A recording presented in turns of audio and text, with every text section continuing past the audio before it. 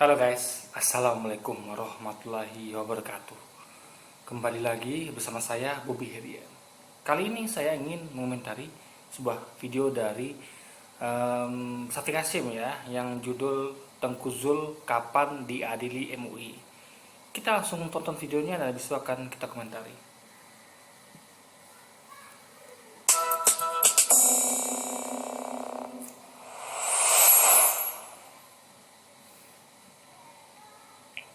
Assalamualaikum warahmatullahi wabarakatuh. Berjumpa kembali dengan catatan Syafiq Hashim.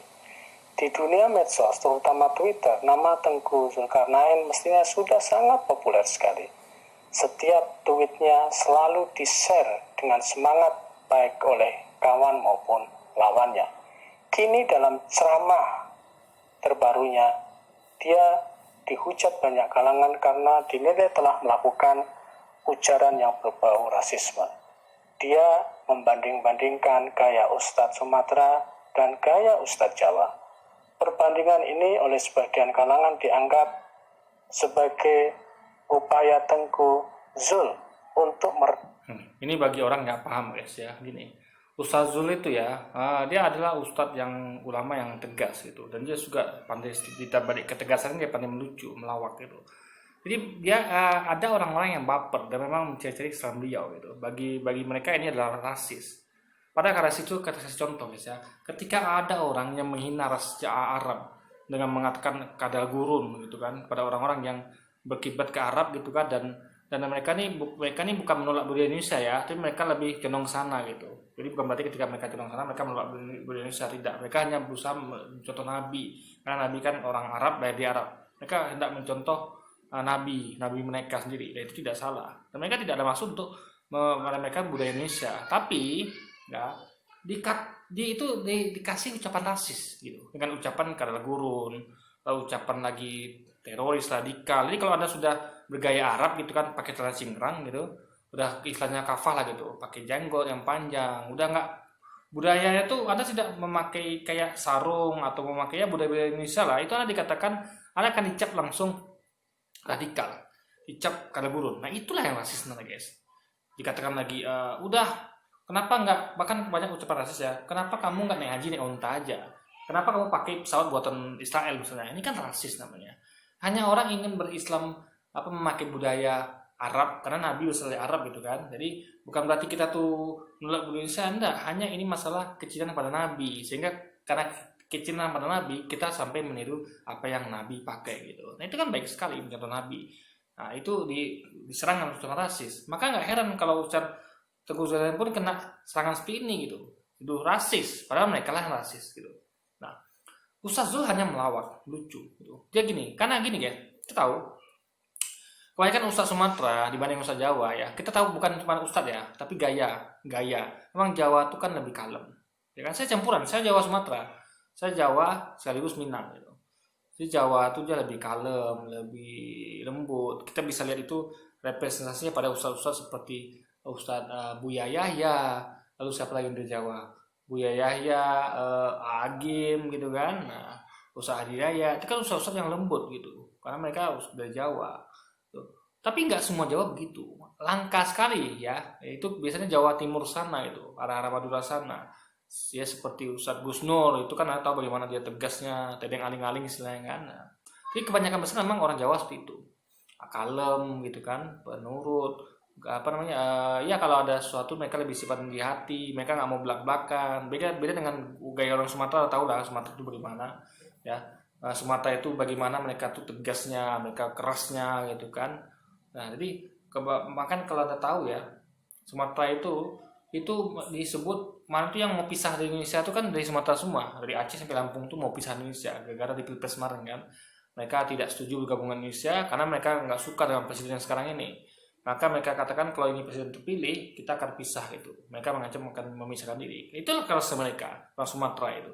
Mereka kalau nggak suka sama satu mereka akan ngomong, mereka nggak mau nyimpan. Dan kita bisa banyak lihat contoh representasi pada ustaz-ustaz seperti Ustadz Zulkifli Ali, siapa Ustadz Maher Atwalibi, Ustadz Tengku Zulkarnain gitu kan, dan banyak ustadz lainnya dari Sumatera seperti itu guys, lantang tegas, dan mereka memang tidak tidak aling-aling gitu, mereka langsung aja. Jadi maksud Ustaz Zul gini, jadi dia membandingkan ini agar apa namanya, agar orang ini tahu kalau Ustadz Sumatera ini karakternya seperti ini gitu kan, Ustadz Jawa karakter seperti ini, bukan masuk merendahkan, enggak, hanya menyampaikan perbedaan cara gitu. Jadi bukan suatu hal yang masalah bagi saya gitu kan, banyak lainnya, tapi orang-orang yang baper ya, orang-orang yang suka menuduh orang rasis padahal mereka lah yang melakukan rasis gitu kan, nah ini yang kita harus waspadai gitu ya.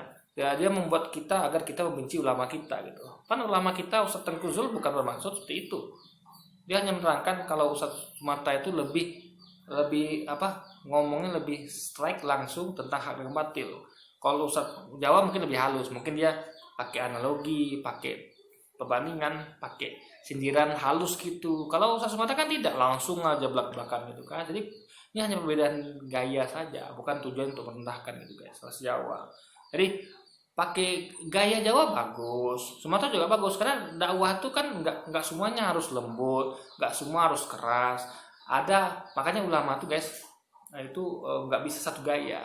Ada ulama tuh yang disukai karena ketegasannya, karena dia tuh memang betul-betul apa ya, semangat, tegas gitu kan, keras dalam artian keras dalam hal syariat, tidak apa namanya, tidak ya dalam apa tuh ngomong tuh belak-belakan, memang langsung to the point ya kan, tidak pakai sindiran halus, tapi memang langsung gitu. Nah, jadi ada juga orang yang suka dengan ulama yang lembut seperti Ustaz Hidayat, Agim, ada juga. Kok saya suka dua-duanya. Saya suka ustaz apapun itu ya, ulama apapun itu, meskipun dia lembut, meskipun dia tegas dan keras, saya suka semuanya selama dia menyampaikan kebenaran gitu. Ini mau Ustaz yang keras seperti Ustaz Tengku Zul saya suka, alhamdulillah, atau yang lainnya sama yang Atwalibi, Abu Somad gitu kan. Ustaz Gus yang keras saya suka, yang lembut pun saya suka, Agim, Hidayat gitu. Selama apa yang disampaikan lisannya benar gitu. Nah, tapi ada juga orang-orang yang tertentu yang menyukai gaya tertentu gitu. Ada yang suka dengan yang saya katakan tadi. Itu kan pilihan selera masing-masing gitu. Selama disampaikan benar, insya Allah itu ulama apa gaya itu hanya masalah selera guys. Ibaratnya kalau ayam ya sama-sama ayam. Tapi ada yang suka digulai, ada yang suka direndang, ada yang suka dicabai, ada yang suka digoreng mentah, digoreng gitu aja gitu. Itu kan selera gitu. Sama kayak ulama gitu. Ulama adalah kayak contohnya ayam, ini contoh analogi ya, bukan ulama atau ayam, bukan atau kadal gurun ya. Itu jahat sekali loh, itu radikal. Apa kata-kata seperti itu, apa label-label seperti itu apa jahat sekali. Label-label seperti teroris radikal, kadal gurun itu jahat sekali, onta juga. Nah, ulama itu analogi seperti ayam. Jadi ulama itu ada ayam ya, ulama lembut anggaplah itu kayak masakan gulai. Kalau ulama yang keras itu yang sambal ayam balado gitu. Jadi ini hanya masalah selera saja guys. Jadi bukan untuk merendahkan ras Jawa dan meninggikan ras Sumatera, tidak. Merendahkan ras Jawa dibandingkan ras Sumatera. Bahkan ada yang mengatakan jika perbandingan seperti di atas berpotensi itu orang-orang yang baperan, orang-orang yang ngerti gitu. Orang ngerti ya nggak bakal begitu. Yang berpotensi memecah belah umat seperti kata-kata label tadi, kada gurun, onta, radikal, teroris gitu kan, itu yang bikin pecah belah umat, jahat, joker, apa lagi, itu yang bikin pecah belah umat. Sehingga kayak gini nih macam-macam belah umat ini, menuduh Ustaz Tengku Zul macam-macam, sehingga orang akan terbelah, ada yang pro Ustaz Tengku, ada yang tidak gitu. Ini bukan suatu masalah ya kan, hanya suatu hiburan dalam, karena orang kalau kita serius sekali kan itu orang ngantuk gitu dengan ceramah dakwah kita, makanya selingi dengan lawakan, dan itu tidak masalah karena hanya membandingkan mengenai gaya gitu. Jadi Ustaz Zul bicara seperti ada ayam gulai guys, ada ayam balado gitu, ada ayam goreng gitu maksud dia. Jadi kalau Anda ngerti, Anda tidak akan menuduh dia macam-macam seperti Syafiq Qasim dan yang lainnya ini guys. Pecah belah umat.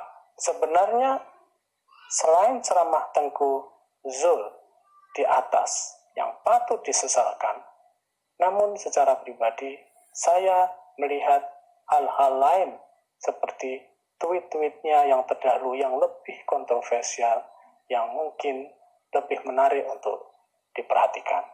Banyak tweet-tweet Tengku Zul yang tidak didasarkan pada ini juga yang tadi ya kan. Jadi kayak tadi contohnya kan, misalnya kan ini kan udah diatur dalam aturan Islam gitu. Misalnya eh, kewajiban istri melayani suaminya, kewajiban suami melayani istrinya. Nah, suaminya lagi pengen nih berhubungan nih kan. Nah, istrinya ya apa namanya? Misalnya istrinya menolak gitu. Ya kan? Istrinya menolak. Lalu ibaratnya dia bisa melapor ke polisi gitu. Jadi bisa suami kan datang lagi nih, dia memaksa istrinya. Padahal istri itu kan itu kewajiban gitu, perlu dipaksa gitu kan. Jadi istri bisa melapor polisi. Ini jadi urusan rumah tangga pun udah dimasukkan ke hukum guys. Kecuali kekerasan rumah tangga oke. Itu kan bisa disebut sebagai pemerkosaan. Itu istrinya sendiri kok ya kan. Mereka nikah suka sama suka gitu. Nah, istrinya tahu diri lah. Kalau suaminya apa ya meskipun nggak mood ya sudah. Gitu kan ibaratnya kan nggak mesti daripada suamimu jajan di luar dan lagi apa atau mungkin kasih suami pengertian yang capek yang atau bagaimana gitu kan bisa cara lain gitu. Suami itu kan bisa maaf ya nih agak sedikit dewasa. Suami kan bisa diposisikan dengan cara lain gitu. Intinya bisa pakai tangan sang istri. Intinya jangan biarkan suamimu malam itu kepengen lalu kamu cekin. Kamu lepaskan tanggung jawab nggak bisa. Kamu tetap tanggung jawab sebagai seorang istri, layani suamimu ya. Kalau kamu mulai sakit atau nggak mood, kamu bisa pakai cara lain gitu. Banyak cara untuk memuaskan suami gitu. Dan itu nggak perlu saya ajarin ya. Jadi itu nggak bisa ketika suami maksa nggak bisa dilapor ke polisi guys. Itu udah masa rumah tangga. Tapi kan hukum yang mengatur nanti bisa melaporkan dengan tuduhan pemerkosaan. Jadi aneh deh. Misalnya saya punya istri, terus itu hak saya, lalu saya kadang nggak tahan kan, ya kan ini sih saya sendiri nih, ya kan, ya saya melakukannya gitu kan, istri saya, karena gini guys, istri itu kan apa ya, pasangan itu kan nggak mesti apa saya katakan ya, nggak mesti mau terus gitu kan, ada juga kadang-kadang yang mau, tapi kan namanya kewajiban harus dilaksanakan gitu, ya kan, apalagi suaminya butuh. Ini lebih sama saya pernah sampaikan gini contohnya, saya misalnya kewajiban untuk nafkahi istri, tapi saya lagi nggak mood kerja nih. Saya tahu kalau saya kerja hari ini ya anak istri nggak makan. Mereka butuh makan gitu, butuh banget makan. Ya kan? Mereka butuh makan yang itu tugas kita, tugas kewajiban kita. Nah, bisakah kita balasan sebagai suami? Lagi capek yang nggak kerja dulu hari ini ya, kan nggak usah makan dulu ya, kan nggak bisa. Walaupun capek kita, bahkan sakit sebelum kita harus tetap kerja demi kasih makan istri gitu. Kecuali beda kasus ya, kalau memang ada punya kekurangan, memang anda nggak mampu bekerja atau memang nggak ada kerjaan, itu walau bersawab. Tapi kalau anda mampu dan kerjaan anda dan anda nggak mau melakukan, itu sama kayak gitu guys, kan nggak bisa. Sementara mereka butuh makan saat itu juga, sama kayak kebutuhan seksual, suami butuh saat itu juga, istri perlu pengertian. Ya banyak cara untuk memuaskan suami tanpa harus berhubungan intim guys. Jadi intinya adalah itu nggak bisa. Jadi apa yang disampaikan Ustaz Teguh itu benar. Dia dulu nggak pernah diatur kayak gitu kan, nggak pernah masalah rumah tangga disampuri hukum. Jadi untuk logikanya sederhana, untuk apa kita menikah kalau toh kita digituin? Itu apa sih menikah? Bagus saya dengan pacar misalnya, ya kan? Begitu juga kan? Nah, tapi inilah rusaknya. Agama dicampurkan dengan hukum, gitu guys. Tadi di agama itu hal semua orang udah tahu itu nggak masalah gitu, ya kan? Bukan suatu bentuk pemerkosaan, ya kan? Tapi memang kewajiban istri pada suami dan kewajiban suami pada istri guys. Nah itu yang dikritik oleh Teguh Zul. Nah itu memang relevan dan masuk akal. Lalu ini lagi,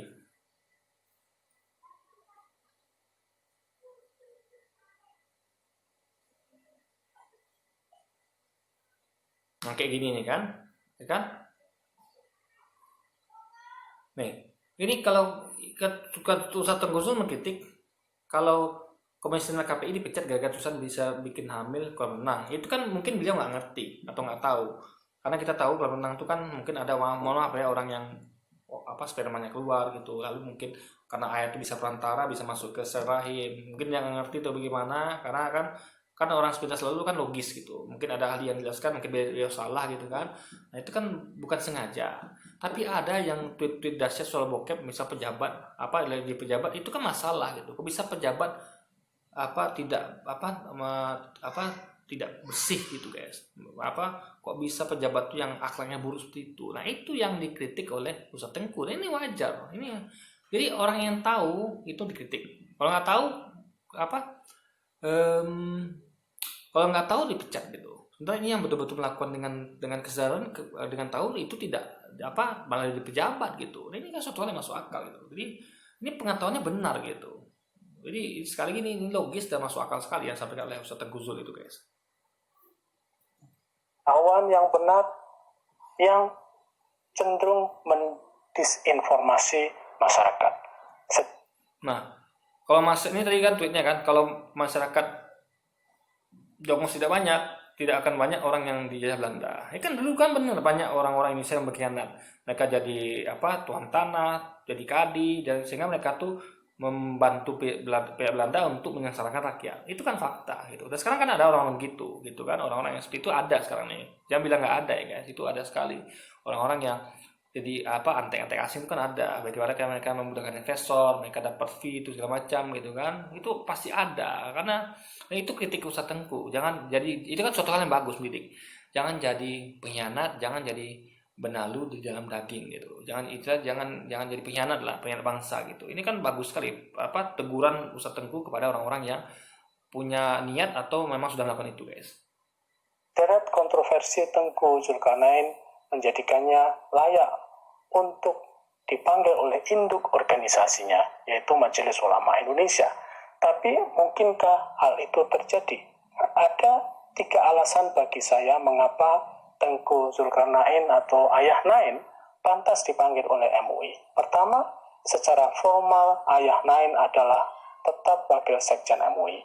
Kemana-mana status sebagai wasekjen MUI tetap melekat pada dirinya. Justru karena dia wasekjen MUI itu kan bukan hanya sebenarnya tataran untuk mengatakan hal haram, tapi juga seharusnya MUI berperan lebih besar gitu. Ya, karena kalau cuma hal haram itu suatu hal yang besar perannya guys, hanya menentukan hal haram, tapi kan dia juga harus mengkritik. Karena MUI ini guys, aku karena kan namanya Majelis Ulama Indonesia, berarti ulama, barisan para ulama. Nah ulama itu harus yang kritis gitu. Makanya saya suka ulama-ulama seperti Buya Hamka yang dulu mengkritik pemerintah di penjara gitu. Itu Buya juga di Mesir itu sampai digantung gitu karena dia vokal pemerintah yang sah gitu kan. Dia mengkritik pemerintah gitu dan mengkritik orang-orang yang ibaratnya melenceng dari kaidah syariat Islam gitu. Nah, itu suatu hal yang bagus gitu. Itulah tanggung jawab Majelis Ulama Indonesia gitu.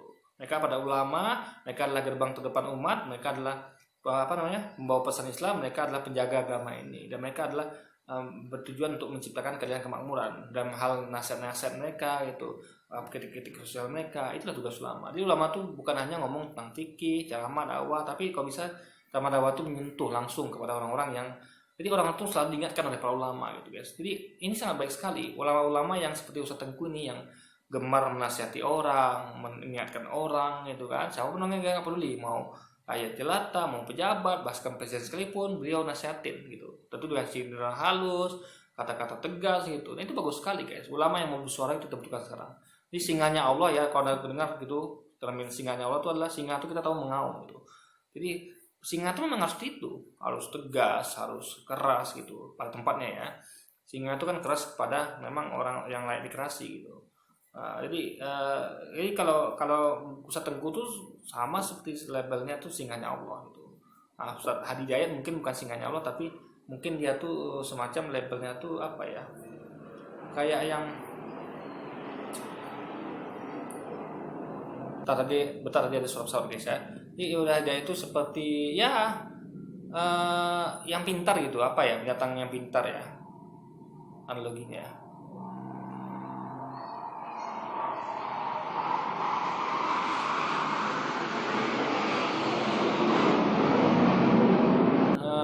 Yang lebih mengarah kepada hewan yang analogi itu yang pintar gitu.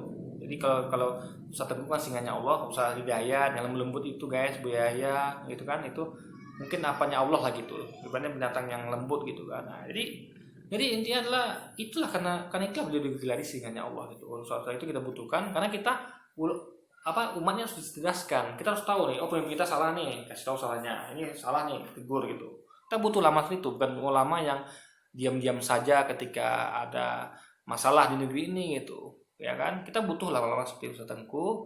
Nah, kita butuh juga ulama-ulama yang lembut tuh butuh. Kita butuh semua ulama, guys ya. Jadi ulama tuh punya peran masing-masing. Ada yang tadi, ada yang ayam goreng, ada yang seperti perannya ayam balado, ayam gulai, semua itu sama-sama enak dimakan gitu.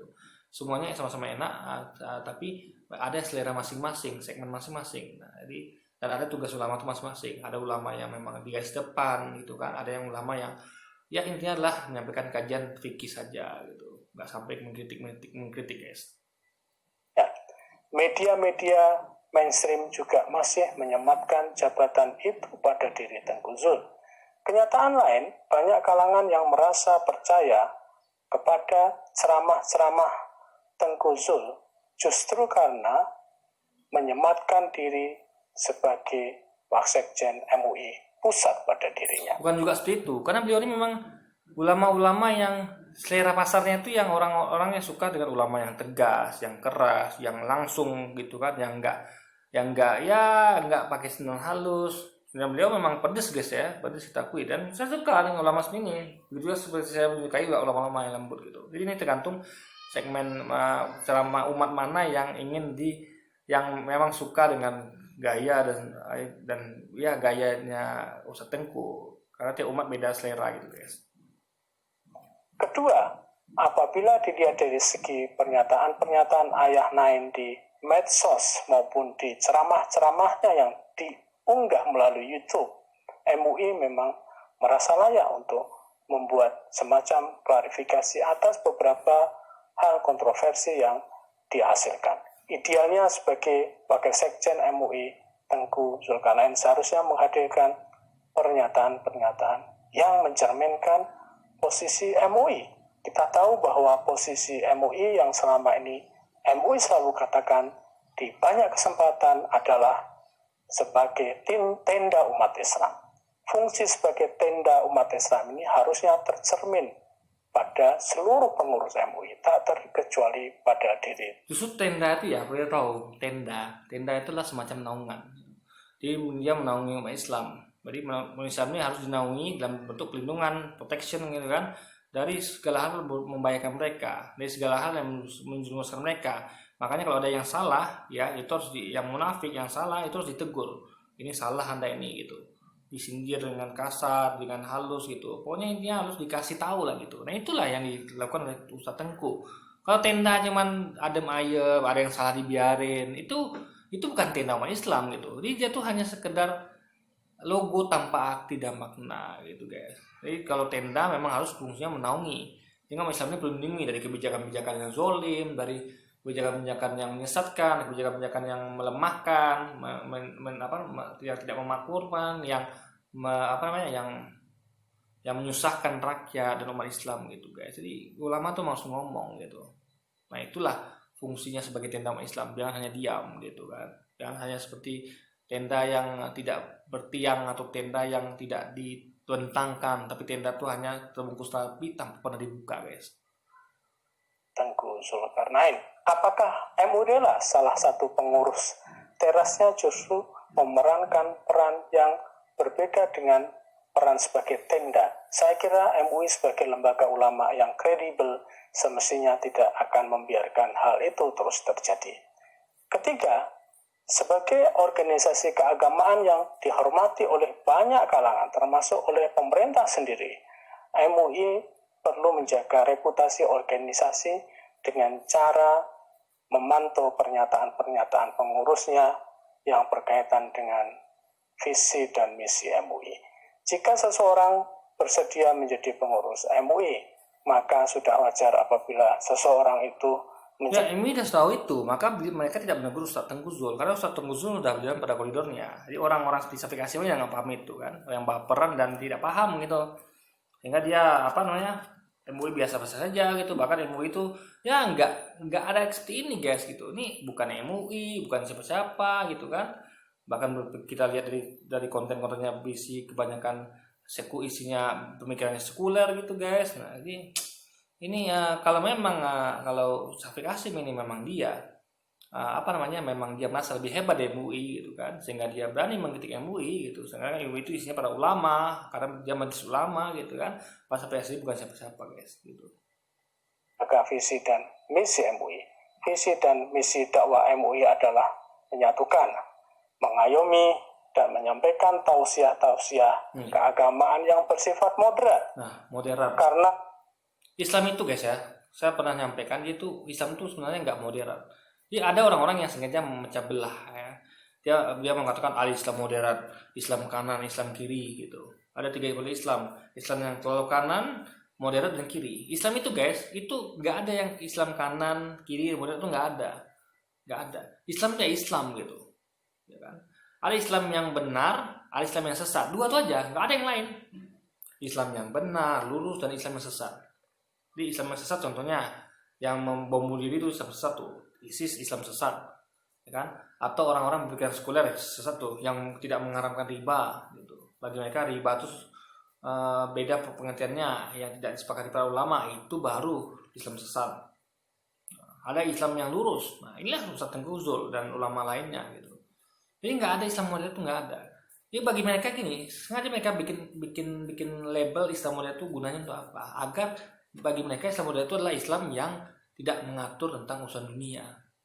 Jadi nggak usah ngomong dunia deh, cukup Islam modern itu sholat, zikir, zakat, puasa, sudah. Mau ada masalah di pemerintahan, mau ada masalah di mana-mana, itu diam saja gitu, nggak usah nyinyir deh gitu. Cukup ngurusin kayak ini, fatwa halal haram gitu kan, misalnya babi itu haram, rokok itu misalnya ini apakah haram, kemarin kan pernah di MUI mengatakan rokok itu haram gitu kan. Nah, cuman itu aja urusannya gitu. Sama besok Anda sholat, zakat, puasa gitu kan. Tapi urusan pemerintahan nggak usah urus. Kritik-kritik pada orang-orang nggak perlu kan, itu yang dimaksud Islam modern. Jadi ketika sudah mulai menasihati, mulai menyampaikan nasihat atau sindiran, itu boleh dikatakan nggak moderat gitu. Nah, ini salah guys. Ya, kita tahu ya, ada ayat membunyi keimanan itu diukur dari lisan. Kalau kita imannya kuat, ketika ada kita kenapa itu kezoliman atau sesuatu yang salah, kita harus wajib mengubah dengan tangan, kekuasaan. Itu imannya paling kuat. Kalau iman Anda tidak kuat, minimal dengan lisan. Melarang dengan lisan, menghentikan dengan lisan. Kalau Anda nggak mampu juga, kalau Anda takut, minimal dalam hati tidak menyukai. Jadi nggak ada Islam modern itu, nggak ada. Jadi ada 3 step. Dengan tangan kekuasaan mengubahnya, atau dengan lisan, atau dalam hati. Jadi Islam modern itu nggak seperti itu. Makanya nggak ada Islam modern itu, nggak ada. Itu hanya bikinan orang-orang sekuler. Ya, sekali lagi Islam modern itu adalah pemikiran orang-orang sekuler yang mereka berusaha memisahkan Islam dari politik, memisahkan Islam dari ekonomi. Mereka tahunya Islam itu hanya dipakai di masjid untuk sholat, zakat, puasa, zikir, itu saja, ada haji. Islam itu nggak bisa diterapkan dalam kehidupan sehari-hari, seperti mengatur masalah poligami, mengatur masalah pemerintahan, politik gitu kan, milih pemimpin dan sebagainya gitu. Jadi mereka katakan itu sudah bukan Islam modern lagi gitu. Ini salah besar. Karena Islam mengatur semuanya. Jadi nggak ada istilah moderat kanan kiri. Yang ada istilah yang benar itu term Islam itu adalah hanya 2, Islam yang lurus dan sesat. Itu saja guys. MUI secara resmi dalam tagline-nya menyatakan diri sebagai organisasi yang memperjuangkan Islam wasatiyah. Islam wasatiyah adalah Islam jalan tengah, Islam moderat, dan Islam yang tidak menyulut permusuhan, apalagi. Iya, Ustaz Tengku tidak melakukan itu. Ya. Dia nih kalau dia mengkritik sesuatu kan wajar ada yang nggak suka sama dia. Misalnya dia mengkritik pemerintah, kenapa begini, kenapa begitu. Nah, memang kalau apapun itu guys ya, apa yang dilakukan ulama, dia usah lagi ulama, Nabi Muhammad sekalipun ya, itu beliau juga ketika menyampaikan kebenaran itu memang menunjukkan permusuhan. Beliau dimusuhi oleh orang-orang kafir Quraisy dan orang-orang munafik gitu. Nah, jadi masalahnya bukan pada menunjuk permusuhan, tapi apa yang disampaikan benar apa salah.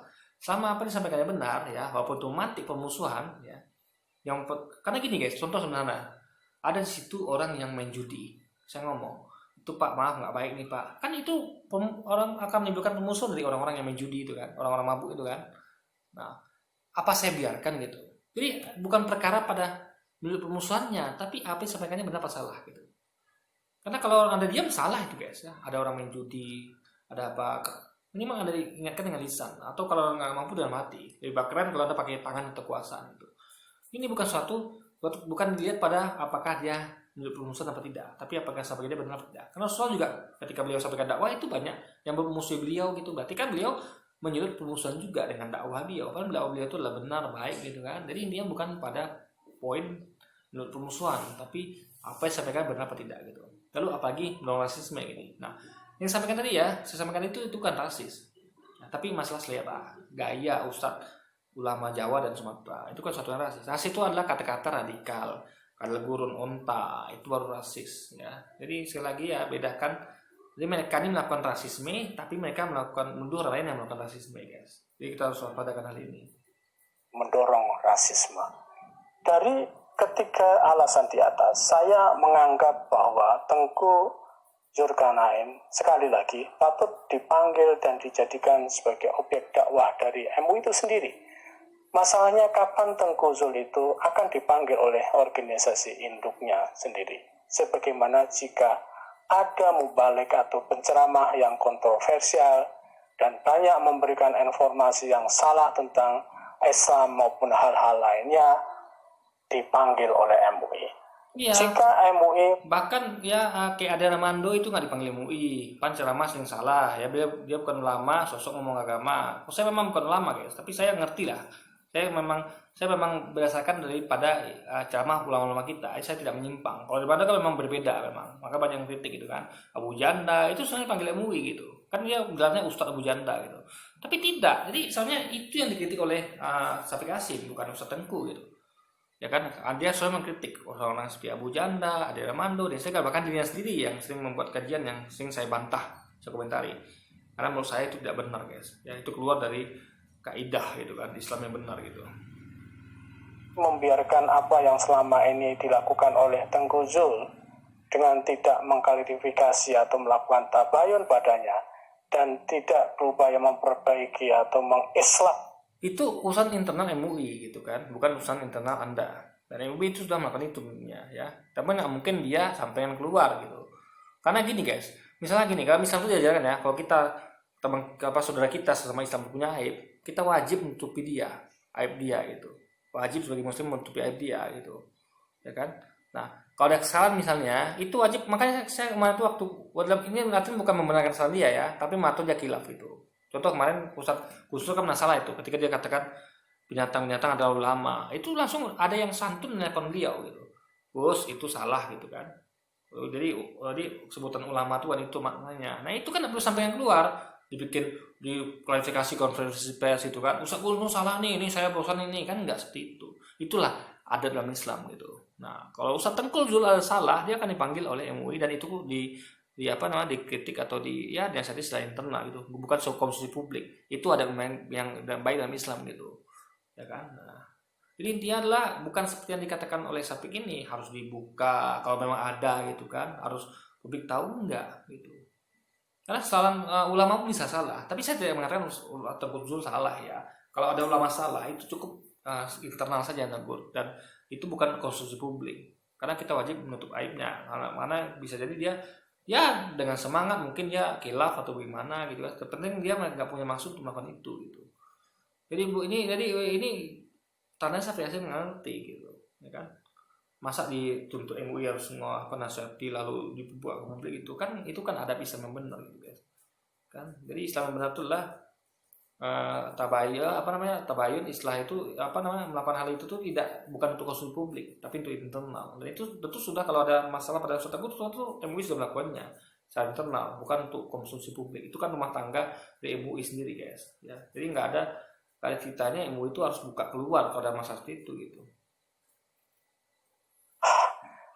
Diri Tengku Zul, maka jangan disalahkan jika ada sebagian masyarakat yang menganggap bahwa MUI berbuat tidak adil karena ada pengurusnya yang terus-menerus melakukan dakwah yang dianggap memecah belah umat yang selama ini menjadi hal yang Rasulullah juga dituduh memecah belah umat. Jadi umat yang dulunya tuh satu di bawah kafir Quraisy gitu kan, mereka melakukan maksiat semuanya akan terbelah, ada yang tobat. Nah, itu dimusuhi kan. Jadi ini adalah bukan pada itunya, poinnya adalah apa yang Anda sampaikan benar atau tidak gitu. Karena Rasul sampaikan pun kebenaran itu menimbulkan permusuhan gitu, memecah belah orang Arab Quraisy waktu itu kan, ada yang kafir, ada yang muslim gitu. Ini bukan itu poinnya guys, tapi apa yang disampaikan benar atau tidak gitu. Itu yang harus dicatat ya. Dijadikan sebagai tujuan dari MUI, yaitu mempersatukan umat. Mungkin saja MUI sudah memanggilnya, namun kenapa Tengku Zul tidak berubah-ubah, tetap Tengku Zul yang seperti kita lihat. Berarti ada kemungkinan memang Tengku Zul nggak salah, atau memang beliau sampaikan dan ternyata MUI ngerti, ternyata maksudnya beliau begini gitu. Akhirnya mereka jadi kesepakatan dan mereka tentu mengerti lah, karena mereka sesama ulama gitu yang lebih punya ilmu. Jadi Tengku akan sampaikan dalilnya begini loh, apakah kalian bahwa Al-Quran itu mengatakan seperti ini gitu kan. Jadi mereka pun bisa, oh iya ya, di surat itu dikatakan demikian, berarti saudara Tengku benar gitu. Jadi itu mereka adalah para ulama kita gitu. Mereka di Majelis Ulama Indonesia, bukan Syafiq Hasim ya. Syafiq Hasim ini nggak ngerti dia itu. Jadi karena saya aneh kenapa Syafiq Hasim bikin video seperti ini gitu kan, karena beliau tidak punya ilmunya. Dalam berselancar di dunia kontroversi di dalam lapangan medsos. Memang terkadang Tengku Zul meminta maaf atas pernyataannya, namun permintaan maafnya tidak sebanding dengan jumlah kontroversi yang diproduksinya. Apakah Minta maaf itu bukan berarti salah ya. Saya pernah menyampaikan kajian beberapa waktu lalu, sering juga beberapa video saya di beberapa video saya. Minta maaf itu bukan berarti salah ya. Oke, contoh misalnya ketika Idul Fitri, kita minta maaf sama semua orang, meskipun kita merasa nggak ada salah sama orang itu gitu. Tahu ada salah gitu kan. Jadi atau orang nggak suka sama kita, benci itu biasa. Nabi Muhammad juga seperti itu. Dia tidak salah tapi banyak orang benci sama dia. Orang kafir Quraisy benci sama dia gitu. Intinya adalah kita minta maaf itu bukan berarti kita salah, tapi bentuk dalam hati kita. Masih kita nggak salah ya, mungkin kita sampaikan benar, tapi orang tersinggung dengan kebenaran yang kita sampaikan gitu. Contoh, kayak ada tukang mabuk judi. Kalau ini salah ini mabuk judi kan itu benar kata saya, tapi mereka singgung gitu. Nggak, saya minta maaf. Kalau saya menyinggung itu kan berarti saya salah. Tetap saya benar karena saya menyampaikan nasihat, tapi ya demi tidak rusuh saya minta maaf gitu guys. Ini bukan maaf itu berarti kita salah gitu, tapi untuk menenangkan suasana ya hal seperti itulah, bukan berarti kita salah ya. Hal yang seperti di atas tidak disadari oleh MUI sebagai organisasi yang membawainya, itu akan menggerogoti kewibawaan. Saya tahu bahwa memang harus dibedakan antara Tengku Zul sebagai pengurus MUI dan Tengku Zul sebagai pribadi yang berhak bebas. Kalau demikian halnya, maka kendali seharusnya berada pada pihak MUI itu sendiri. Tadi, apakah MUI rela memiliki pengurus pentingnya yang terus-menerus berkontroversi? Atau harus bagaimana? Saya membayangkan hubungan yang ideal antara perilaku individu yang bebas dan perilaku individu yang menjadi pengurus MUI. Jika seseorang individu masuk secara sadar ke dalam sebuah organisasi, maka sesungguhnya separuh badannya tidak bisa dilepaskan dari visi dan misi organisasi yang dimasukinya. Kebebasan masih ada, namun tidak sepenuhnya bebas karena ada komitmen keorganisasian. Di sini mestinya diletakkan pada prinsip-prinsip utama yang dikembangkan dan dianut oleh MUI. Hal demikian mestinya berlaku pada semua pengurus MUI tanpa terkecuali. Jika Tengku Zul menyadari bahwa perilaku dirinya itu sebagian besar dianggap mencerminkan perilaku MUI, maka dia harus bisa menjaga kebebasan dirinya untuk berekspresi, untuk disesuaikan dengan prinsip-prinsip yang harusnya dipegang. Ulama itu guys harus ngomong apa adanya, salah benar gitu. Mungkin ada ulama itu yang memilih diam, tapi sebenarnya itu ulama itu nggak boleh begitu. Dia harus menyampaikan yang hak, batil. Ketika melihat kezuliman, kecurangan, hal salah itu harus ngomong dari ulama. Itu membuktikan tingkat keimanannya tinggi gitu. Minimal dia dengan lisan gitu kan. Kalau punya kekuasaan dengan kuasa atau tangan. Kalau nggak mampu dalam hati. Dalam hati adalah selama iman. Itu masalahnya. Jadi imannya lemah banget gitu. Kalau cuma ada kezuliman, mereka diam. Lalu ini termasuk yang imannya kuat. Dia dengan lisan dia kan. Bahkan kalau bisa dengan kuasa. Dia nggak punya kuasa gitu. Ya kan? Jadi imannya sangat kuat sekali nih Ustaz Tengku Zul ini guys. Sebagai pengurus MUI. Kecuali MUI memang sudah melepaskan begitu saja apa yang dilakukan oleh Tengku Zul. Saya mengemukakan pendapat yang seperti di atas karena komplain yang muncul di kalangan masyarakat yang berkaitan dengan pernyataan-pernyataan dan tindakan-tindakan ayah nain di dunia medsos yang selalu dikaitkan dengan MUI. Salahkah masyarakat menilai seperti demikian? Menurut saya tidak salah. Pertama, karena pada dasarnya status sebagai wasekjen memang masih melekat pada diri Tengku Zul. Yang kedua, belum terlihat oleh masyarakat secara langsung akan tindakan peringatan MUI pada Ayah Nain. Jika MUI menganggap bahwa mereka sudah melakukan peringatan pada Ayah Nain atau Tengku Zul dan masyarakat tidak perlu tahu akan hal itu, maka sekali lagi ingin saya katakan bahwa masyarakat tetap boleh dan berhak menganggap bahwa MUI membiarkan Tengku Zulkarnain seperti Ya, ini masyarakat yang mana? Itu masyarakat yang baper, masyarakat yang ngerti. Seperti Syafiq Hasyim ini. Kalau orang ngerti nggak bakal seperti itu, guys. Ya, itu hal biasa gitu. Ya kan? Intensikan Ustaz Tengku itu orang nggak paham. Dia selalu menanyakan kritik gitu pada orang-orang maupun orang-orang yang melakukan salah gitu kan. Itu bagus sekali gitu. Jadi ada orang nggak paham Syafiq Hasyim, dia menuduh yang tidak gitu kan. Ini yang harus kita waspadai. hal yang kita saksikan bersama. Karena pada dasarnya memang mereka masyarakat belum pernah tahu ada tindakan peringatan terhadap Tengku Zul. Demikian, wassalamualaikum warahmatullahi wabarakatuh. Oke, jadi mungkin sekian dulu video kita kali ini guys. Sampai jumpa lagi di video-video selanjutnya. Wassalamualaikum warahmatullahi wabarakatuh.